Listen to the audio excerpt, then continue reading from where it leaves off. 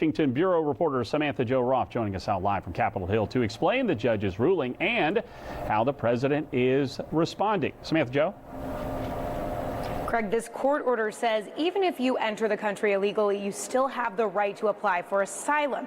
Now, many of these people are fleeing violence in Central America, and the major problem with these ports of entry is that they get backed up, especially as thousands who are in these caravans are approaching.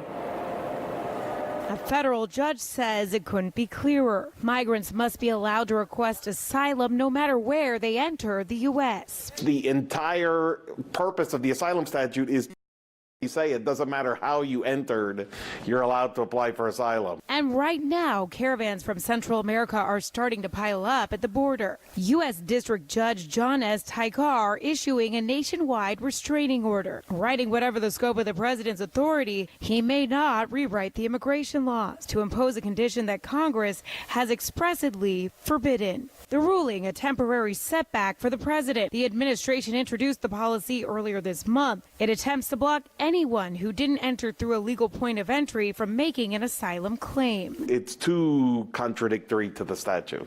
What impact will the judge's decision have in the coming days at the border? Immigration attorney Leon Fresco says those seeking asylum will be able to do so regardless of how they entered. If you present yourself as a refugee at the border, then the Border Patrol has to ask you certain questions, and if you articulate a fear of returning to your home country, 90% do get released into the interior of the United States to await their asylum hearing. In response to the restraining order, the Department of Homeland Security and the Department of Justice signaled they intend to defend the policy in further court proceedings on December 19th. And that decision will work its way up to the Ninth Circuit and then ultimately the Supreme Court. Something even the president is anticipating. It's a disgrace what happens with the Ninth Circuit. We will win that case in the Supreme Court of the United States.